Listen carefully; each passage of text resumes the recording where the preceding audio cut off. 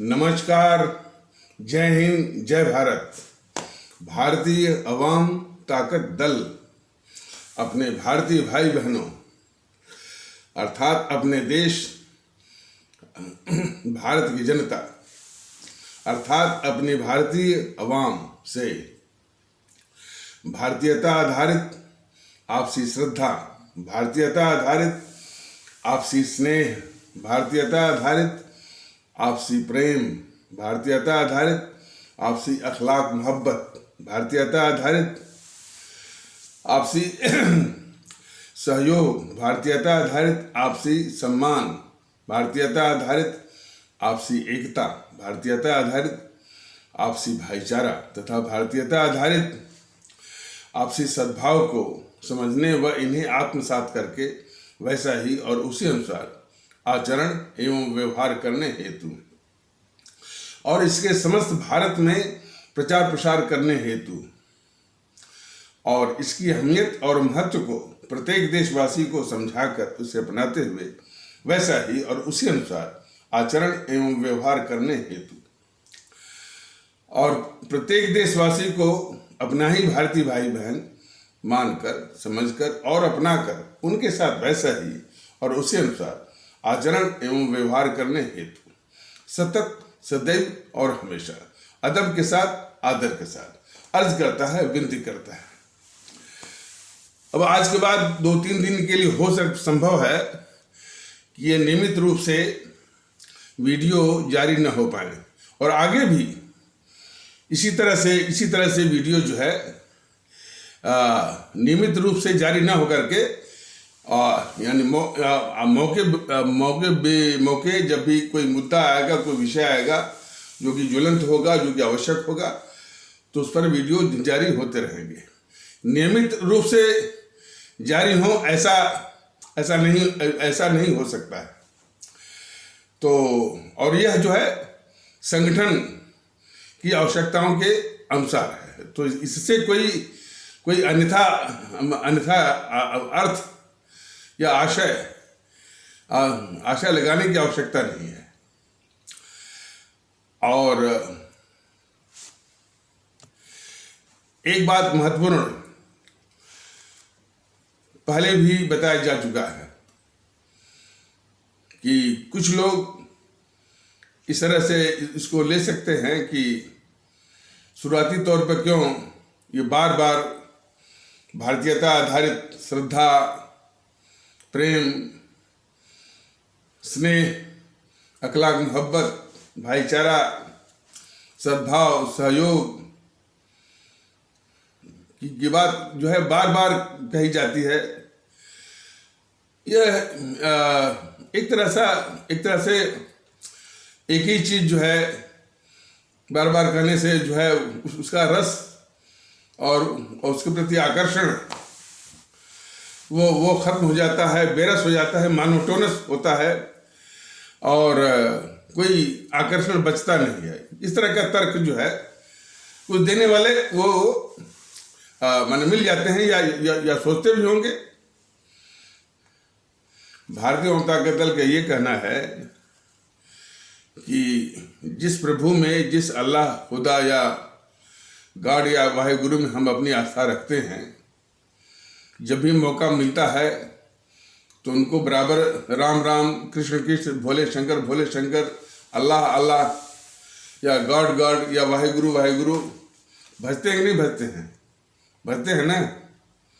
क्यों? अब कोई पूछे भाई कि आप वही चीज़ जो है आप हमेशा भजते हैं तो वो बेरस क्यों नहीं होता है, मोनोटोनस क्यों नहीं होता है, कोई उसका आकर्षण यानी कम क्यों नहीं होता है? तो उसका एक ही उत्तर है कि इनका नाम लेने से विचारों में और विचार के अनुसार जो है अपने आचरण में एक पवित्रता की बात जो है सोची जाती है।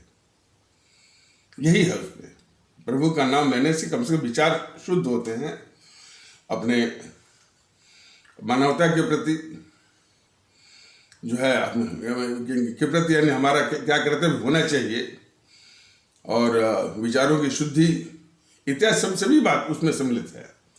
अब इंसान उसके बाद मन अल्लाह या खुदा का या ईश्वर का नाम भजने के बाद भी वैसा आचरण यदि नहीं करता है तो ये उसकी फितरत का वो नतीजा है। तो उसी प्रकार जो है ये बार बार जो है भारतीयता आधारित आपसी श्रद्धा, आपसी अखलाक मोहब्बत, आपसी एकता, आपसी भाईचारा इत्यादि की बात जो है बार बार जो कही जाती है, सिर्फ जो है हमारी सोच में भारतीयता के प्रति, भारत के प्रति एक शुद्ध विचार लाने की बात है और उसके अनुसार आचरण करने की बात है। तो इसको बेरस, एक रस, आकर्षण विहीन, मोनोटोनस होने की कोई बात ही नहीं है।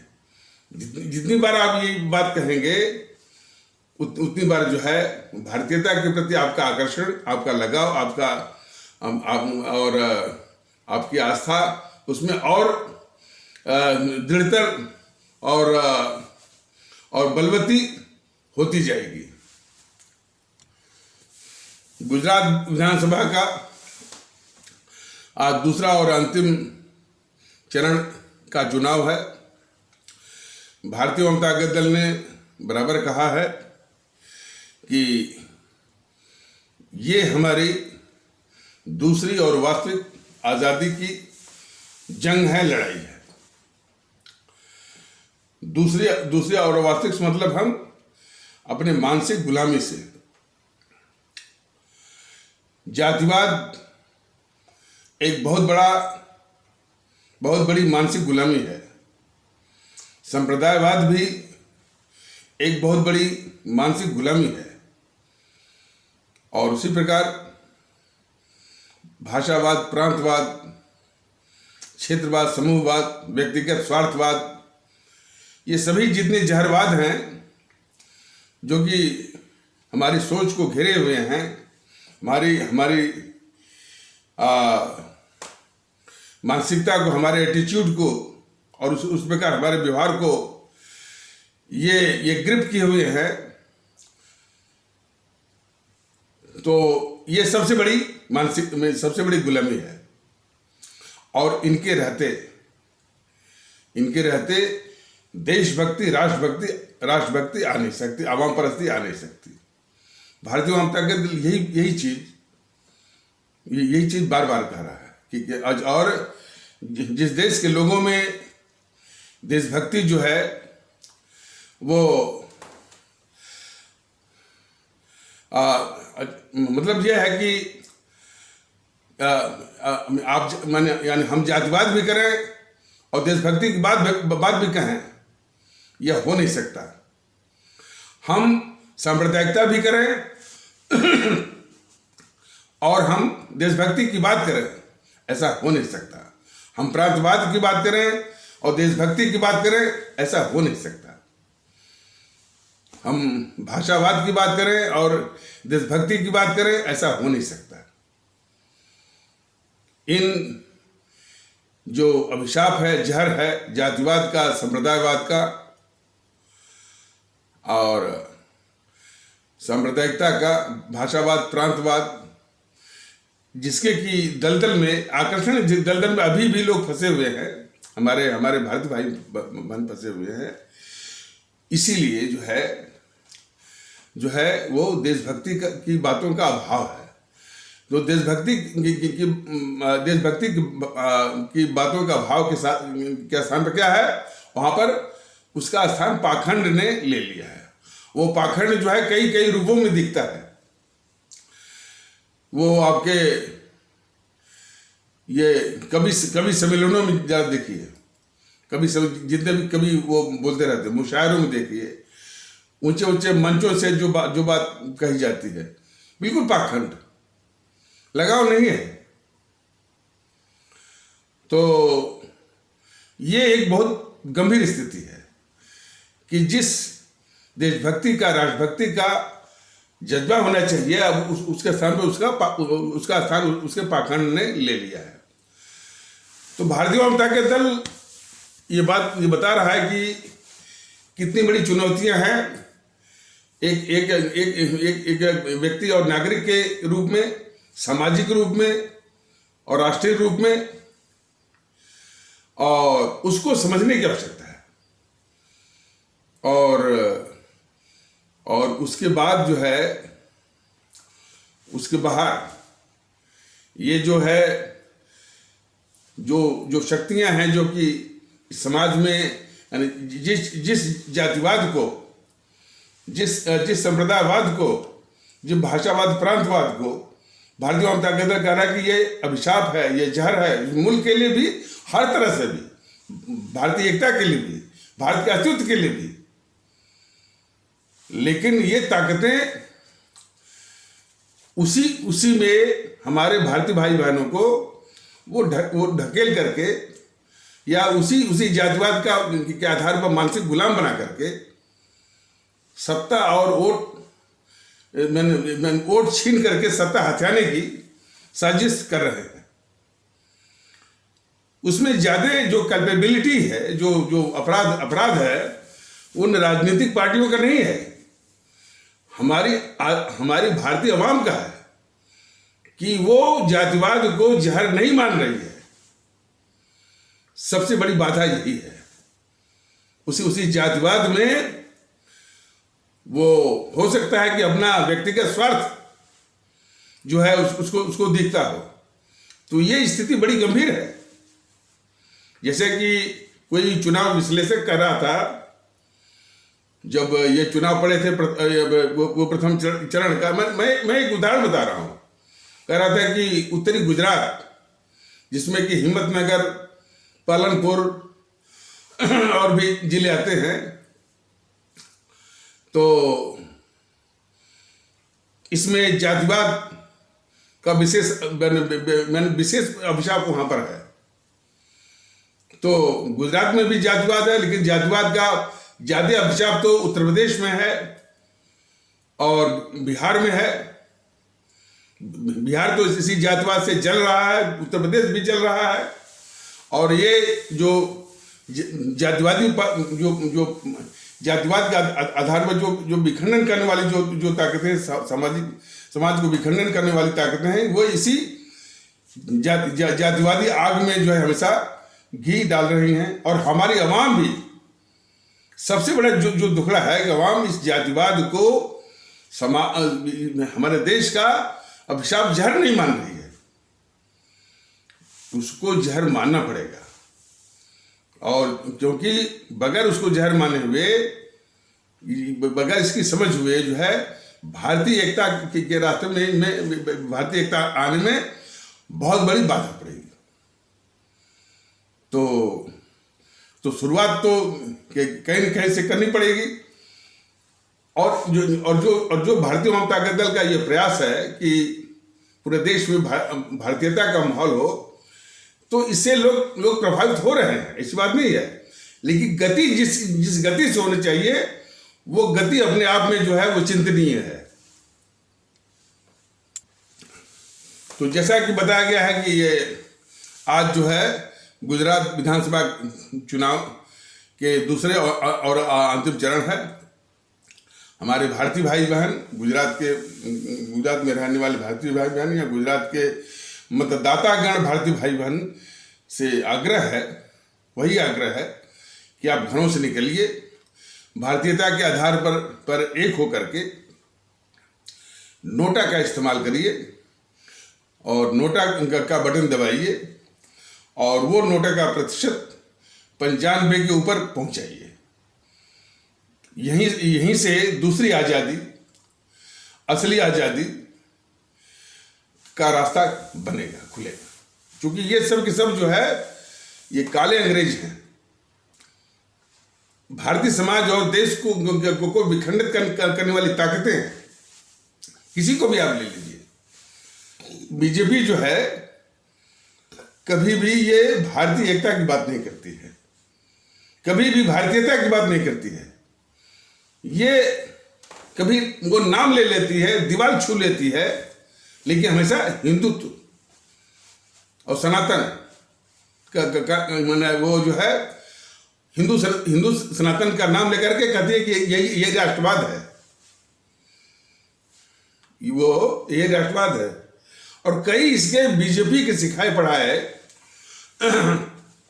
छूट गई है। हालांकि उनकी बात को यदि किसी के सामने कहा जाए तो शायद वो बहुत बड़े सफाई से इनकार भी कर सकते हैं, मुकर भी सकते हैं, लेकिन जो उनके बड़े बड़े लोग जो है, बड़े नेता उनको सिखाए पढ़ाए रहते हैं, उससे उनकी जिससे उनकी मानसिकता जो है प्रदर्शित होती है। तो बराबर कहते हैं कि यूट्यूब वाले सर जो है वो सनातन को नष्ट कर देंगे, सनातन का क्या होगा, सनातन का क्या होगा। भारतीय जनता दल इस तरह से तर्क देने वालों को बस यही कहना चाहता है कि जो भी इस बीजेपी को वोट मिलता है वो सनातन के नाम पर नहीं मिलता है, वो राष्ट्रवाद के नाम पर मिलता है। और यदि इस भ्रम में डूबी हुई है कि वो सनातन और हिंदुत्व के नाम पर उसको वोट मिलता है, तो एक बार वो कह दे कि हमको जो है हिंदुत्व और सनातन के नाम पर जरा वोट मांग ले, पता चल जाएगा, जमीन पर आ जाएगी वो। तो वो राष्ट्रवाद के नाम पर, ये बात जरूर है कि वो हिंदुत्व और सनातन को ही राष्ट्रवाद के साथ वो मिला जुला करके शान करके वो इस तरह से माने लोगों की भावना, यानी लोगों का भावनात्मक शोषण करके इस तरह से वोट हथियाती है। और यही तो हमारे आदरणीय भारतीय भाई बहनों का को समझना है कि ये बीजेपी का जो राष्ट्रवाद है उसकी असलियत क्या है। एक असलियत तो सामने है कि देश के जितने भी देश विरोधी ताकतें हैं, देश की जो गद्दार ताकतें हैं, और अधिकांश जो है राजनीतिक दलों के वेश में है, पत्रकारों के वेश में है, मीडिया के वेश में है और बौद्धिक वर्ग के वेश में है, और ये ताकतें निरंतर लगातार हमारे देश के खिलाफ गतिविधियों में सक्रिय हैं। ये सारी ताकतों को ये बीजेपी और मोदी सरकार, मोदी महोदय उसको पाल रहे हैं। यही लब्बे लुबाब इनके राष्ट्रवाद का मतलब है। और जब भी हमारी आवाम पर आफत आती है, उसको जरूरत होती है, तो ये बीजेपी वाले, ये मोदी महोदय जो हमारे माननीय प्रधानमंत्री हैं, इन्हीं देश विरोधी ताकतों के हवाले वो कर देते हैं, रक्षा नहीं करते हैं। सीए पर जो हिंसा हुई उसको देख लीजिए, कृषि कानून के विरोध में जो है किसान आंदोलन के नाम पर जो हिंसा हुई पूरे देश में, देश को जलाया गया। और हमारे भारतीय भाई बहनों को विशेष करके दिल्ली के आसपास के लोगों को 3-3, 4-4 महीने तक उनको बंधक बनाया गया। न वो आ सकते थे न वो जा सकते थे। जो गरीब और मजदूर भारतीय भाई बहनों का की दैनिक मजदूरी चली गई, छूट गई, उनका परिवार का, उनका स्वयं का जीवन नारकी हो गया। और ये बीजेपी वाले, ये मोदी महोदय उन्हीं देश विरोधी ताकतों, जो खास करके ये जेएनपीसी, गांधी नेहरू परिवार, जनरल चौकड़ी और वामपंथी जो कि माने किसान आंदोलन का मुखौटा पहन करके देश विरोधी हरकत में लगे हुए थे, उन्हीं के हवाले हमारे उन भारतीय भाई बहनों को कर दिया जिन भारतीय भाई बहनों ने इस बीजेपी को सत्ता मिलाई और मोदी महोदय को प्रधानमंत्री बनवाया। तो यही इनका राष्ट्रवाद है। और इस चीज को देश भूलता नहीं है कि मोदी महोदय के राष्ट्रवाद का मतलब ये रहा कि राष्ट्रीय दिवस हमारा जो 26 जनवरी है, जो गणतंत्र दिवस है, उस दिन इन्होंने पूरे मुल्क को शर्मसार किया। हमारी सेना के रहते हुए, हमारे दिल्ली पुलिस के रहते हुए, आतंकवादी संगठन में रहते हुए, और हमारे दिल्ली पुलिस के 4 से 5 जवानों को मोदी महोदय ने पिटवा दिया। और गणतंत्र दिवस के अवसर पर खालिस्तानियों के द्वारा जो है जो हमारा राष्ट्रीय गौरव है लाल किले पर चढ़ने का मौका दिया, और उस पर हमारा जो दूसरा हमारा राष्ट्रीय गौरव हमारा तिरंगा, उसको हटा करके खालिस्तानी झंडा लगवाने का मौका दिया, जबकि दिल्ली पुलिस भी वही थी और सेना की टुकड़ी भी थी उसी लाल किले में।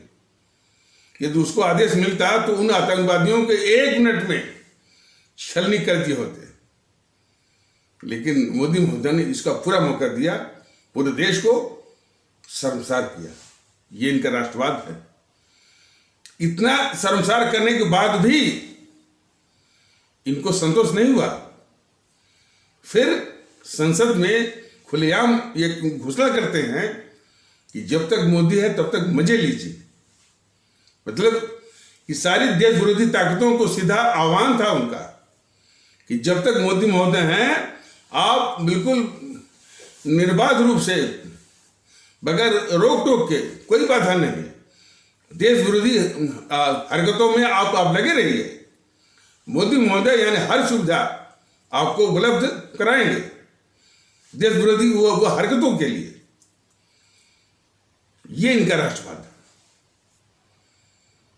भारत तेरे टुकड़े होंगे और भारत की बर्बादी तक जंग जारी रहेगी, कन्हैया ने नारा लगाया। इनका यह राष्ट्रवाद है कि उस कन्हैया कुमार को सेना के हवाले नहीं किया। ये तो जज्बा होता कि भाई अब अपने मुल्क के प्रति जो देशभक्ति का जज्बा होता तो अरे भाई ये सरेआम कह रहा है कि सरेआम जो है अपने देश के टुकड़े होने की बात कर रहा है और देश की बर्बादी तक जंग जारी रहेगी की बात कर रहा है। सेना को भेजने के अलावा और कोई विकल्प नहीं। और उसके समर्थन में जितने भी लोग आते, राहुल गांधी आता, केजरीवाल आता, अखिलेश यादव आते, सीताराम येचुरी आते और प्रकाश करात आते, डी राजा आते या उनका संगठन आता, सबको सेना के हवाले। एक बीजेपी के समर्थक कह रहा था कि मोदी महोदय ने उस घोर गद्दार कन्हैया कुमार जिसने नारा लगाया और लगवाया भी कि भारत तेरे टुकड़े होंगे, भारत की बर्बादी तक जंग जारी रहेगी, उसको मोदी महोदय ने हीरो बना दिया। अब देखिए इनका राष्ट्रवाद कि जो कह रहा है कि भारत तेरे टुकड़े होंगे, भारत की बर्बादी तक जंग जारी रहेगी, उस कन्हैया कुमार को मोदी महोदय ने उसको हीरो बना दिया। ये इनका राष्ट्रवाद है। तो इस बीजेपी वालों का और जो है और मोदी महोदय का यही राष्ट्रवाद की यही असलियत है। इसी को समझना है हमारे सभी आदरणीय भारतीय भाई बहनों को और सभी हमारे आदरणीय भारतीय अवाम को। और स्वतंत्रता के जितने सेनानी हैं और उनमें जो प्रमुख हैं हमारे परम आदरणीय राष्ट्र महानायक, राष्ट्रभक्त शिरोमणि नेताजी सुभाष चंद्र बोस, शहीद आजम भगत सिंह, अमर शहीद चंद्रशेखर आजाद, अमर शहीद अशफाकुल्ला, अमर शहीद खुदीराम बोस, अमर शहीद सुब्रमण्यम भारती, अमर शहीद श्रीमती रानी लक्ष्मीबाई, अमर शहीद श्रीमती रानी चंद्रमा, अमर शहीद श्रीमती रानी गडेलियू, इनको सम्मान देने के लिए मोदी महोदय या बीजेपी वाले तैयार नहीं हैं। बार बार जो है गोडसे को लाएंगे, सावरकर को लाएंगे। सावरकर के विषय में भारतीय जनता पार्टी ने कई बार स्पष्ट किया, सावरकर जी हमारे देशभक्त थे, बहुत बड़े देशभक्त थे, लेकिन सिर्फ सावरकर को लाने की मंशा ये नहीं कि सावरकर को महत्व देना है। सावरकर को ला करके जीएनपीसी के पापों को ढकना है और उसके कुतर्कों को उसके कुतर्कों को उसको माने पुष्ट करना है, मजबूत करना है। इसलिए लाते हैं सावरकर को। बताइए, सावरकर के विषय में बता गया कि इतने बड़े देशभक्त को जिन्होंने पहली बार हमारे 1857 की जो हमारी आज़ादी की पहली क्रांति थी, पहली महत्वपूर्ण क्रांति और बड़ी क्रांति, उसको ये गद्दार कांग्रेसी बोलते थे कि यह क्रांति नहीं है। ये गद्दार जवाहरलाल नेहरू क्या बोलता था, अपनी किताब में लिखा है कि यह सिपाही म्यूटिनी है। सिपाही म्यूटिनी अंग्रेजी में कहते हैं, मतलब उसको सैनिक विद्रोह है। ये गद्दार कांग्रेसी बोलते थे कि ये बगावत है, आजादी की क्रांति नहीं है। और हमारे वीर सावरकर जी ने उसको लिखा कि नहीं भाई, ये आजादी की हमारे ये फर्स्ट वार ऑफ इंडिपेंडेंस है। तो ये तो खुंदक है इन गद्दार कांग्रेसियों की कि उनको हमेशा जो है, और वो गद्दारी अब तक राहुल गांधी तक आ रही है। लेकिन ये बात मैं बराबर कर रहा हूं कि यही जागृति हमारे भारतीय भाई बहनों के बीच में आनी चाहिए। जो भारत जोड़ो की यात्रा जो किया, तो इसके मुंह पर काली पोतने के बजाय कि भाई कि तुम सावरकर पर जो आलोचना करते हो, एक तो तुम देश के साथ गद्दारी कर रहे हो, और जो देशभक्त हैं उन पर तुम वो सवाल कर रहे हो। तो जनता सवाल करती तब ना, लेकिन जनता को सवाल करना पड़ेगा। देखिए, सारा दारोमदार हमारी आवाम पर है, और जागृति भी, और जो बराबर कर रहा है कि जब भी चुनाव, भारतीय जनता दल तो आने के माने प्रयास में है और आएगा भी। जब तक नहीं आता है, नोटा के इस्तेमाल की बात बराबर कही है। जैसे आज चुनाव है, तो हमारे सभी भारतीय भाई बहन भारतीयता के जज्बे में आकर के, और उस जज्बे को पुष्ट करते हुए, मजबूत करते हुए, और भारतीय एकता के आधार पर एक होकर के नोटा का इस्तेमाल 95% से ऊपर लाए। ये बराबर कर रहा है। वहीं से हमारे देश की और हमारे आदरणीय भारतीय भाई बहनों के, हमारे आदरणीय भारतीय आवाम की दूसरी और वास्तविक आजादी की का रास्ता वहीं से खुलेगा। तो ये इनके राष्ट्रवाद की असलियत जानना बहुत जरूरी है। गोडसे का नाम लाएंगे ताकि एक कंट्रोवर्सी फैल जाए। अब कंट्रोवर्सी तो है ही, और ये कंट्रोवर्सी जो है वो बीजेपी के ही द्वारा। हालांकि गोडसे को भारतीय जनता दल एकमात्र हत्यारा, माने मोहनदास करमचंद गांधी का एकमात्र हत्यारा वो नहीं मानता है गोडसे को ही। इस गांधी के हत्या में यदि ठीक से जांच आज भी कराई जाए, हालांकि अब वो कितने साक्ष्य मिलते हैं, कितने कागजात मिलते हैं उसके सपोर्ट में, ये कहना थोड़ा मुश्किल है। लेकिन फिर भी जांच की जाए तो इसमें जो गद्दार जवाहरलाल नेहरू के हाथ होने की पूरी जो है वो जानकारी मिल सकती है। और इससे भी वो माने यदि उसके मृत्यु की बात आती है, तो ये तो धीरे धीरे यह स्पष्ट हो रहा है कि इस मोहनदास करमचंद गांधी ने अंग्रेजों या माउंटबेटन के इशारे पर इस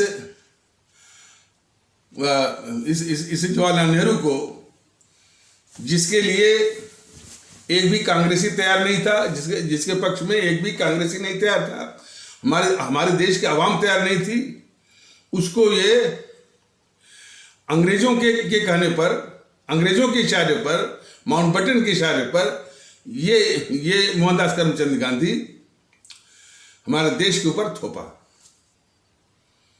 जबकि पूरी कांग्रेस जो है वो सरदार पटेल के पक्ष में थी। उनको कांग्रेस का अध्यक्ष बना करके प्रधानमंत्री बनाने के लिए, और हमारी आवाम चाह रही थी वो मोहम्मद अली जिन्ना के लिए, इसलिए कि वो माने उसका ये मानना था कि देश को यदि विभाजन के खतरे से बचाना है तो जिन्ना साहब ही एक मात्र जो है उसका उपाय है। जिन्ना साहब को प्रधानमंत्री बनाना ही एक मात्र उपाय है। तो ये दो अवधारणाएं चल रही थी कांग्रेस के अंदर, सरदार पटेल के लिए और अवाम में मोहम्मद अली जिन्ना के लिए। तो इन दोनों को कुचल करके, दबा करके ये मोहनदास करमचंद गांधी यानी गद्दारी कहा जाएगा कि कांग्रेस की भी उपेक्षा करके, कांग्रेस के विचारों की उपेक्षा करके और अवाम के भी विचारों की उपेक्षा करके देश का सबसे बड़ा गद्दार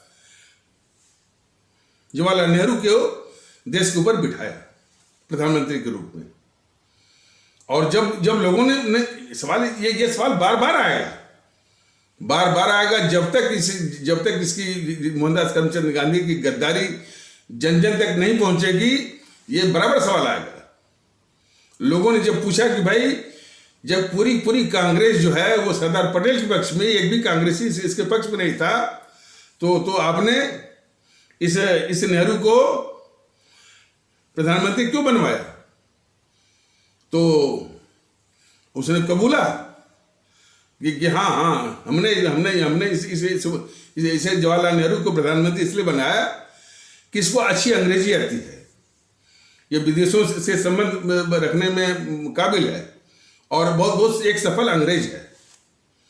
यही तो हमारे सभी आदरणीय भारतीय भाई बहनों को, सभी आदरणीय भारतीय आवाम को समझना है कि जिन अंग्रेजों से मुक्ति के लिए हमारे परम आदरणीय राष्ट्र महानायक, राष्ट्रभक्त शिरोमणि नेताजी सुभाष चंद्र बोस, शहीद आजम भगत सिंह, अमर शहीद चंद्रशेखर आजाद इत्यादि सहित 7 लाख क्रांतिकारी अमर शहीद ने अपने प्राण दिए, अपने जो है शहादत को कुर्बानी दी, फांसी के फंदे को हंसते हंसते चूमा, मौत को हंसते हंसते गले लगाया। ये गद्दार मोहनदास करमचंद गांधी फिर आजादी के नाम पर फिर एक उसी अंग्रेज को बिठा रहा है। यही समझने की जरूरत है। और ये बीजेपी वाले जो है उसी मोहनदास करमचंद गांधी की आज भी पूजा करते हैं। जवाहरलाल जो गद्दार जवाहरलाल नेहरू को गद्दार तक नहीं बोलते हैं। और इनकी दुविधा तो देखिए बीजेपी वालों की, ये मोहनदास करमचंद गांधी की पूजा भी करते हैं और उसके हत्यारे को, गोडसे को देशभक्त भी कहते हैं। तो भारतीय जनता दल अब देशभक्त की बात तो नहीं कहेगा, लेकिन नाथूराम गोडसे अकेला हत्यारा नहीं है। तो बात चल रही थी कि जो किसी तरह से पात्र नहीं था प्रधानमंत्री बनने का, उसको यह मोहनदास करमचंद गांधी अंग्रेजों का एक एजेंट बन करके इसको एक सफल अंग्रेज मानते हुए बिठाया।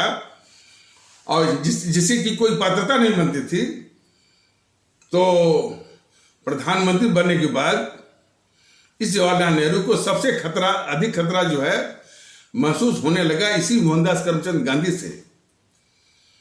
आप लोग बस यही समझ लीजिए इस टाइप से कि आप लोग कहानियां सुनते होंगे या कहीं पढ़ते होंगे या सिनेमा में भी देखते होंगे कि मान लीजिए एक अपराधियों का एक गिरोह है, गैंग है, और उस अपराधी का गैंग का एक सरगना है।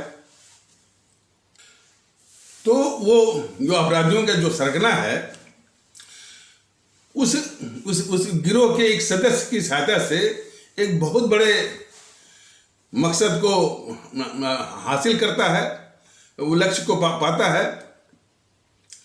तो उसे गैंग, आपराधिक गैंग, वो जो क्रिमिनल जो गैंग है या जो आपराधिक जो गिरोह है, जिस सदस्य की सहायता से या जिस सदस्य को सीढ़ी बना करके उस लक्ष्य को हासिल करता है, लक्ष्य को हासिल होते ही वो समझता है कि ये सीढ़ी उसके लिए किसी भी वक्त वो खतरा बन सकती है।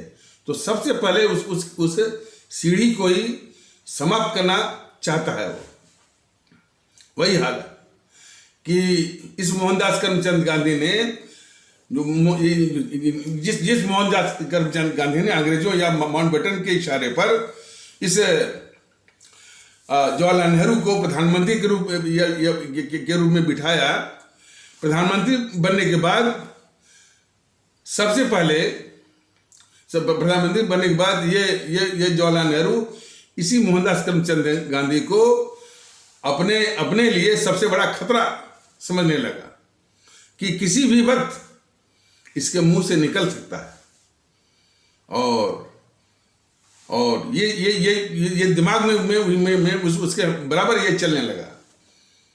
तो अपने रास्ते से हटाने के लिए ये बराबर जो है वो करता रहा। और अब मैंने पहले भी कहा है कि आरएसएस जो है, जो राष्ट्रीय स्वयंसेवक संघ जो है, ये इस अभिशाप जीएनपीसी का बिल्ली का पंजा है। माने कैट्स पा या कैट्स क्लॉ, ये जो मुहावरा है कैट्स क्लॉ या कैट्स पा, मतलब ये होता है कि वो शख्सियत जिसके लिए वो कैट्स पा या कैट्स पा होती है, माने बिल्ली का पंजा होता है, वह जो है उसके लिए वो काम करती है जो कि और किसी के बूते का नहीं हो, जो कि और किसी के बूते का नहीं हो। तो हमेशा अब जैसे अब यानी इसकी हत्या में खुद शामिल था, मैंने खुद इसकी मंशा थी नेहरू की, तो कैसे तो उसकी मंशा को पूरा करने के लिए आरएसएस वालों ने इस गोडसे को भेजा। और दिखावटी में तो गोडसे जो है वो बदनाम हुआ। और ये भी देश को कुछ बातें तो मैंने बिल्कुल सार्वजनिक थी कि इस गोडसे ने सिर्फ 2 ही गोली मारी, लेकिन उसको ये रिपोर्ट है कि अच्छा, और वो जो है जब गोली मारा था ये गोडसे ने, तो वो जो है जैसे किसी को आप गोली लगती है तो वो पीछे की ओर गिरता है, ये आगे की ओर गिरा। ये इसका मतलब पीछे से भी यानी कोई गोली मारा होगा जरूर। तो गोडसे ने सिर्फ 2 ही गोली चलाई थी, लेकिन पोस्टमार्टम इत्यादि की रिपोर्टों से ये मैंने पता चला है कि उसको 4 गोली लगी थी। इसकी जांच नहीं हुई ना। और इसके पहले इस मोहनदास करमचंद गांधी पर कई आक्रमण हो चुके थे। इसकी असलियत जो है वो हमारी आवाम जान चुकी थी। तो जो तमाम लोग बापू बापू कहते थे, आवाम जान चुकी थी कि ये कितना बड़ा गद्दार है, और ये हमले हो चुके थे। अब ये जवाहरलाल नेहरू जो कि प्रधानमंत्री था और बराबर जो है इसकी मोहनदास करमचंद गांधी की चमचागिरी भी करता था, बापू बापू बापू। अब जरा हमारा आदरणीय भारतीय भाई जरा कल्पना करें कि जो जवाहरलाल नेहरू एक प्रधानमंत्री है और बराबर चमचागिरी कर रहा है मोहनदास करमचंद गांधी की बापू बापू, उस पर हमले हो रहे हैं।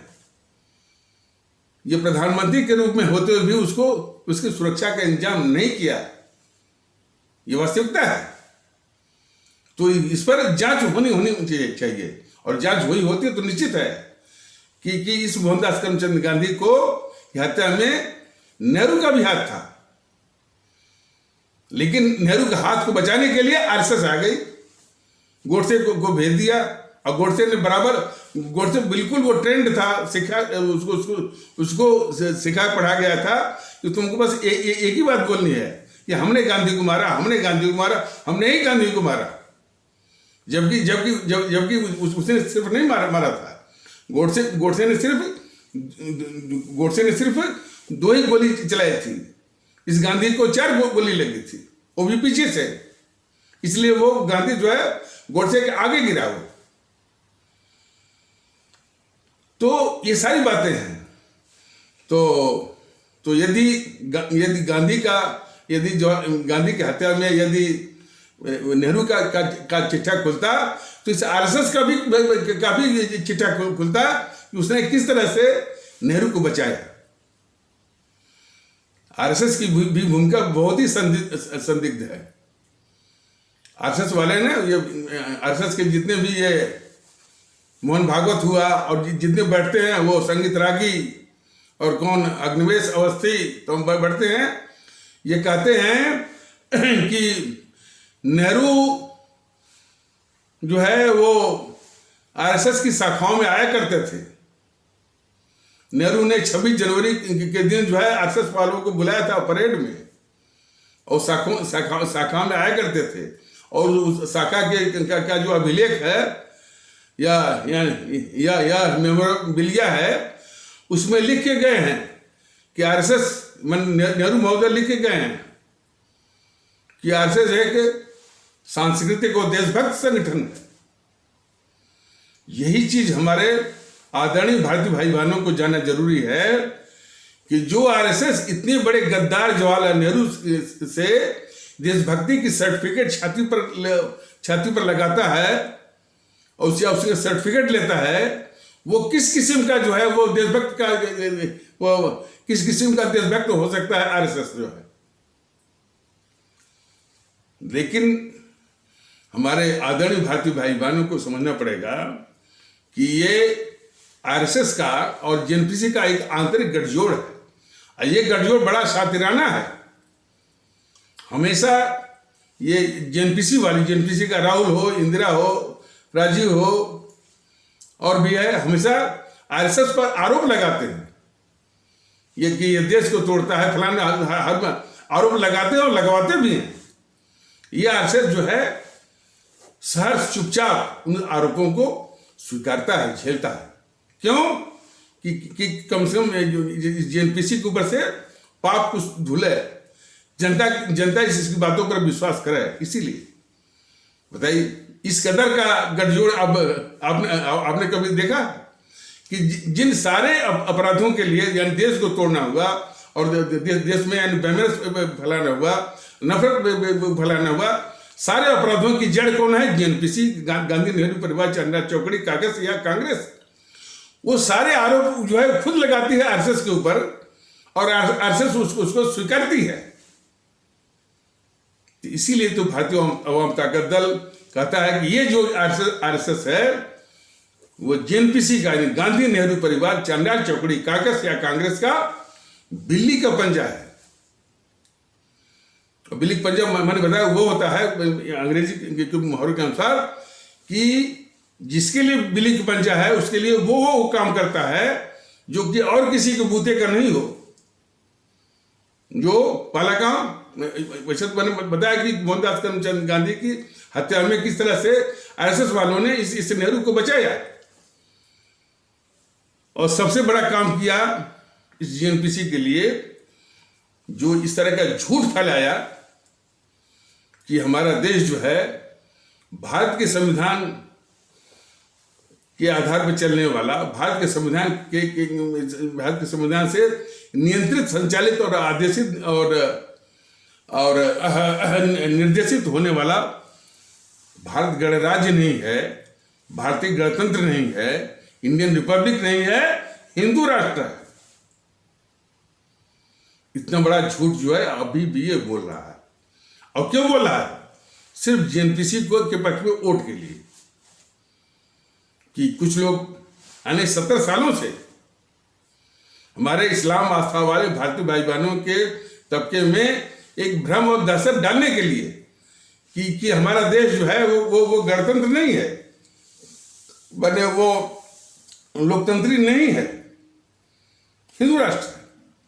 और वहां भी तो बैठे हैं ना, वहां भी एक से एक मूल्य कटमूल्य बटे हुए हैं आरएसएस की बात को लेकर के। भाई आरएसएस एक नामी ग्रामी संगठन है, वो कह रहा है कि हिंदू राष्ट्र है।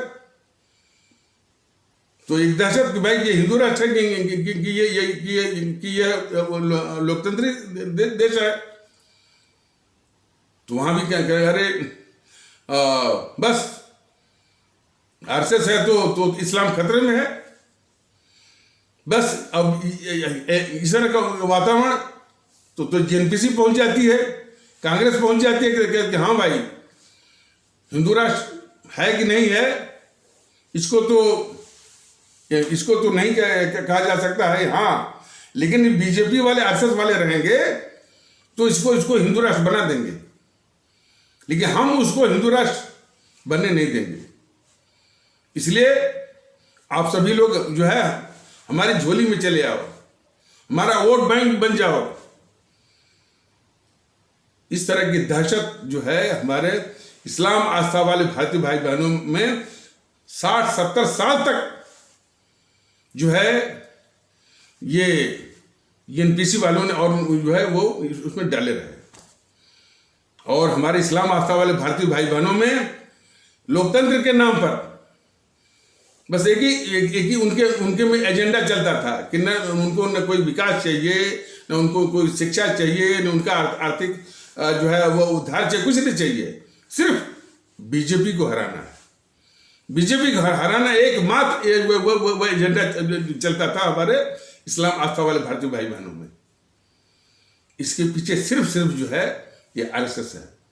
आरएसएस जिसने कहा कि हिंदू राष्ट्र है उसका अच्छी तरह से दोहन किया इस जेएनपीसी कांग्रेस ने। ये है मैंने ये प्रमाण है कि किस तरह से ये आरएसएस जो है जेएनपीसी का बिल्ली का पंजा है। और हमारे आदरणीय भारतीय भाई बहनों में हमारे यदि हिंदू सनातन आस्था वाले भारतीय भाई बहन ये अच्छी तरह से जान लें कि आरएसएस इसी का जो सबसे बड़ी गद्दार और अभिशाप जो जेएनपीसी है उसी का आरएसएस जो है बिल्ली का पंजा है।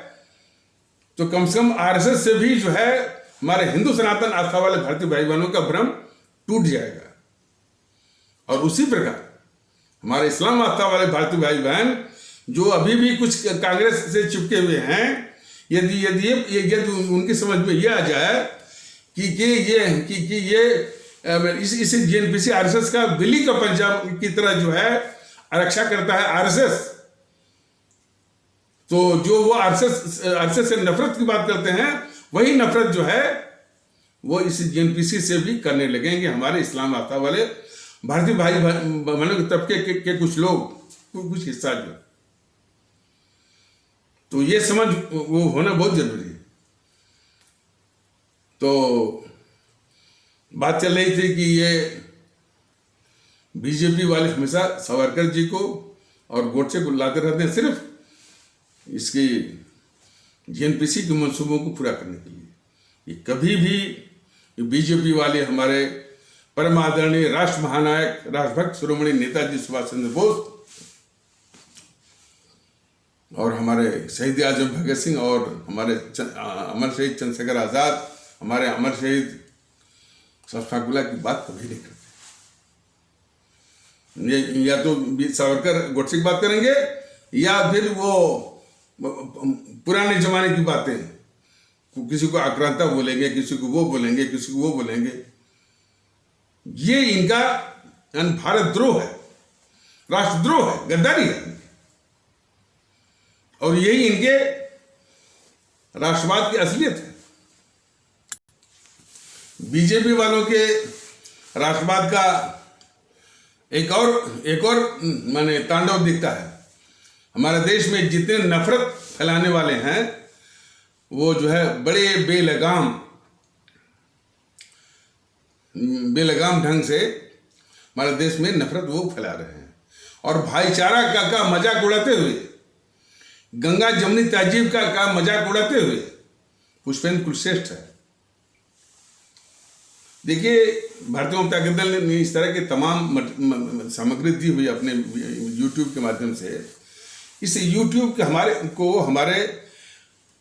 यूट्यूब के वीडियो को हमारे आदरणीय भारतीय भाई बहन अपने बच्चों के द्वारा जो भी दक्ष हैं, जो जानते हो, इसको आगे बढ़ाइए, जन जन तक इसको जाना चाहिए।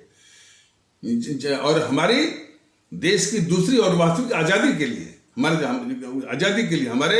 जो भारतीय भाई बहन हैं जो जातिवाद, संप्रदायवाद, भाषावाद, प्रांतवाद इत्यादि के मानसिक दलदल में जो फंसे हुए हैं, उनको निकाल करके दूसरी और वास्तविक आज़ादी के लिए। तो ये इसकी शुरुआत जो है यहीं से होगी कि कम से कम भारतीय जनता दल का जो यूट्यूब का वीडियो है वो जन जन तक पहुंचे। तो जिसको पहुंचना बाकी है,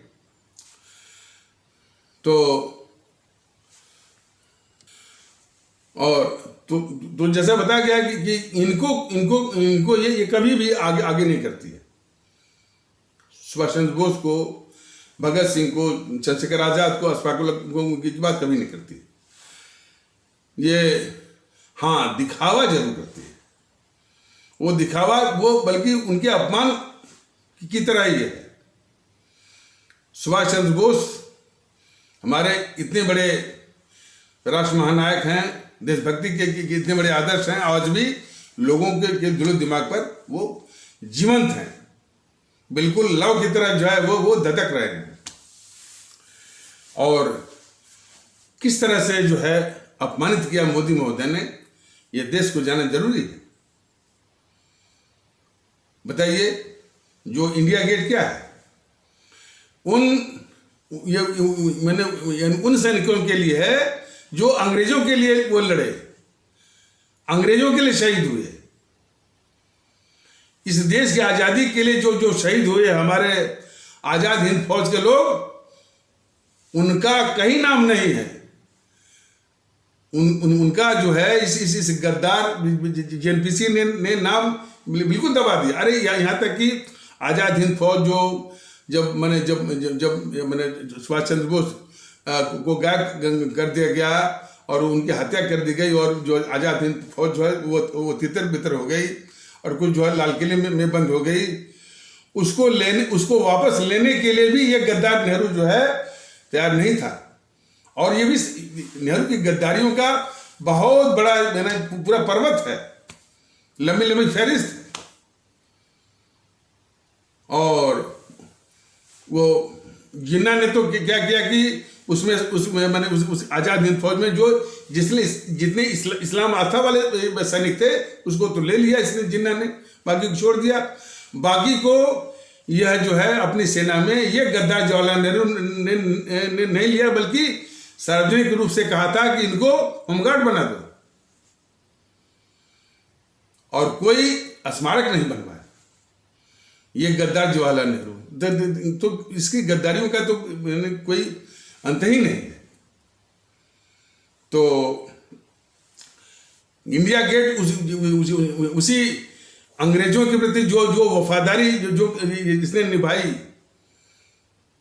यानी अंग्रेजों के प्रति जो मोहनदास करमचंद गांधी ने 1913 में भर्ती करवाया अंग्रेजों की सेना में, इस गद्दार मोहनदास करमचंद गांधी ने। इंडिया गेट उसी गद्दारी का नमूना है। इंडिया गेट जो नाम खुदे हुए हैं, वो मोहनदास की उसी गद्दारी का जीता जागता नमूना है कि इसी ने दुश्मन अंग्रेजी सरकार की सहायता के लिए हमारे भारतीयों को अंग्रेजी सेना में भर्ती करवाया था, जिसके लिए इसको जो है केसरी हिंद वो मिला हुआ है भारतीय ताकत दल का। तो अच्छा, अब इस पर आ जाइए। तो ये बीजेपी वालों को मालूम था कि ये मोहनदास करमचंद गांधी की गद्दारी का नमूना है ये इंडिया गेट। और ये एक नमूने को और पुष्ट करता है, उसी में जॉर्ज पंचम की मूर्ति लगी हुई थी। और सिर्फ मान लीजिए पहले जो है वो किंग्सवे उसका नाम था, इंडिया गेट से लेकर के जो राष्ट्रपति भवन वाला जो रोड है किंग्सवे, फिर इन्होंने बना दिया राजपथ, और राजपथ के आधार पर इन्होंने कर दिया कर्तव्य पथ। तो कर्तव्य पथ ये नाम बदल दिया तो ये राजभक्ति इनकी हो गई। किस तरह से झूठ बोलते हैं बीजेपी वाले। तो उस जॉर्ज पंचम जो हमारे देश का शत्रु है, दुश्मन है, उसी की जगह ये मोदी महोदय हमारे सुभाष चंद्र बोस की मूर्ति लगवा करके कहते हैं कि ये सम्मान दे रहे हैं हमारे नेताजी सुभाष चंद्र बोस को। बताइए कितने बड़े, किस तरह से अपमानित करके। और मैंने बताया कि सुभाष चंद्र बोस का जो जन्मदिन है 23 जनवरी को राष्ट्रीय दिवस यानी न घोषित करके उसको गणतंत्र दिवस के साथ नथी कर दिया। 23 जनवरी को गणतंत्र दिवस जो 26 जनवरी के साथ नथी करके भी अपमानित किया हमारे सुभाष चंद्र बोस को।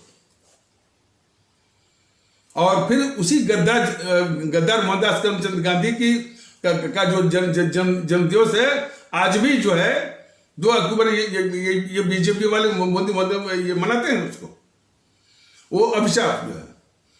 और पूरे देश में जो है इन्हीं गद्दारों का पूरा माहौल पूरा छाया हुआ है। जो माहौल इन सब ने बना है, जेएनपीसी खुद इस देश में जो सबसे बड़ी गद्दार है, वही माहौल, उसी माहौल को बीजेपी वाले वो काम मैंने इसको कायम रखे हुए हैं, चालू रखे हुए हैं। गद्दार मोहनदास करमचंद गांधी का, गद्दार जवाहरलाल नेहरू का। किताबों में हर जगह जो है जितने भी मुख्य भवन हैं, मुख्य संस्थाएं हैं, क्या कहना। और ये नोटों पर, और अब इस तरह की बात चलती है, इस तरह की बात जो है मीडिया में चलती है कि यह देश गांधी का है, यह देश जो है वो नेहरू का है। बताइए, मतलब कि कहने वाले कि यह देश यानी इन दोनों गद्दारों का है। यह बात सुन करके किसी भी देशभक्त जो हमारा भारतीय भाई बहन है, उसका खून खोलेगा। यह देश हमारा सिर्फ हमारे परम आदरणीय राष्ट्र महानायक, राष्ट्रभक्त शिरोमणि नेताजी सुभाष चंद्र बोस का है, इन गद्दारों का नहीं है। यह देश हमारा शहीद आजम भगत सिंह का है। यह देश हमारा अमर शहीद चंद्रशेखर आजाद का है। यह देश हमारा अमर शहीद अशफाकुल्लाह का है। यह देश हमारा अमर शहीद खुदीराम बोस का है। यह देश हमारा अमर शहीद सुब्रमण्यम भारती का है। यह देश हमारा अमर शहीद श्रीमती रानी लक्ष्मीबाई का है।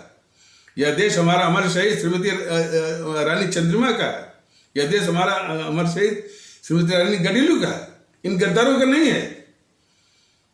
लेकिन ये जेएनपीसी वाले, ये देश के सबसे बड़े गद्दार जो है, ये इन्हीं का देश का ये माहौल जो ये सब बनाए हुए हैं, उसी माहौल को ये राष्ट्रवाद के नाम पर बीजेपी वाले और मोदी महोदय उसी जहरीले वातावरण को आगे भी जारी रखे हुए हैं।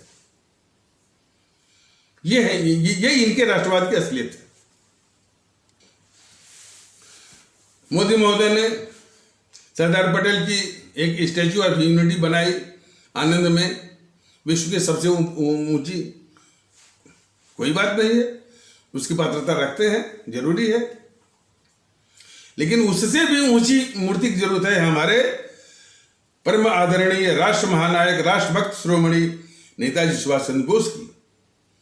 इसीलिए भारतीय जनता दल ने पहले भी कहा है और आगे भी कहेगा और अभी भी कह रहा है कि ये जो इंडिया गेट है वो मोहनदास करमचंद गांधी की उस गद्दारी का नमूना है जो इसने 1913 में अंग्रेजी सरकार के प्रति वफादारी की कसम खा करके भारतीयों को अंग्रेजी सेना में भर्ती करवाए और वही शहीद हो गए। तो इंडिया गेट जो है सीधे सीधे गद्दार मोहनदास करमचंद गांधी की गद्दारी का नमूना है वो। तो उसको ध्वस्त करके जो है आजाद हिंद फौज इस स्मारक बनवाएगा वहीं पर, और उसी के पास में विश्व की सबसे ऊंची मूर्ति हमारे परम आदरणीय राष्ट्र महानायक, राष्ट्रभक्त शिरोमणि नेताजी सुभाष चंद्र बोस की मूर्ति बनवाएगा जब भी भारतीय जनता दल को मौका मिलेगा। और सेंट्रल विस्टा में जो संसद भवन बना हुआ है, तो उसके केंद्रीय कक्ष में, सेंट्रल हॉल में भी ऊंची मूर्ति बनवाएगा। और सेंट्रल हॉल में जितने भी हमारे अमर शहीद रहे हैं, हमारे भगत सिंह रहे हैं, बाबा साहब हैं, बाबा साहब देख बाबा साहब मैंने क्रांति तो नहीं किए, लेकिन जो उनका काम था, हमारे जो पिछड़े भारतीय भाई बहन जिनके साथ हजारों साल तक जो है संस्थागत उनका शोषण हुआ, उनके उद्धार के लिए जो जो जो उन्होंने काम किया, और जितनी जलालतें झेली, जितना कठिनाइयों का सामना करना पड़ा और जितने कष्ट उठाए, तो वो भी किसी जो है वो कुर्बानी किसी भी हमारे क्रांतिकारी अमर शहीद और राष्ट्रभक्त के राष्ट्रभक्ति के जो त्याग बलिदान से कम नहीं है। इसलिए भारतीय जनता दल बराबर जो है बाबा साहब को भी इन अमर शहीदों की श्रेणी में ही रखता है। तो उस जो सेंट्रल विस्टा का जो संसद भवन नया है, उसमें जो है बाबा साहब की भी फोटो और हमारे सभी अमर शहीदों का, शहीद आजम भगत सिंह का, अमर शहीद चंद्रशेखर आजाद का, अमर शहीद अशफाकुल्ला का, अमर शहीद खुदीराम बोस का, अमर शहीद श्रीमती रानी लक्ष्मीबाई का, अमर शहीद श्रीमती रानी चंद्रमा का, अमर शहीद श्रीमती रानी गडिलू का, ये फोटो लगवाएगा और सारे गद्दारों का के फोटो जो है वो हटवाएगा वहां से। तो ये एपिसोड लंबा न हो पाए, तो इन्हीं आवश्यक शब्दों के साथ इस आवश्यक परिचर्चा को यहीं पर विराम दिया जाता है। लेकिन फिर से मैं कहना चाहता हूं कि हमारे गुजरात के आदरणीय मतदातागण भारतीय भाई बहन नोटा का इस्तेमाल करके नोटा के प्रतिशत को 95% से ऊपर ले जाएं। वहीं से जो है इस देश की और हमारी आवाम की, हमारी आपकी दूसरी और वास्तविक आज़ादी का द्वार खुलेगा। तो इन्हीं आवश्यक शब्दों के साथ इस आवश्यक परिचर्चा को यहीं पर विराम दिया जाता है। तब तक के लिए नमस्कार, जय हिंद, जय भारत।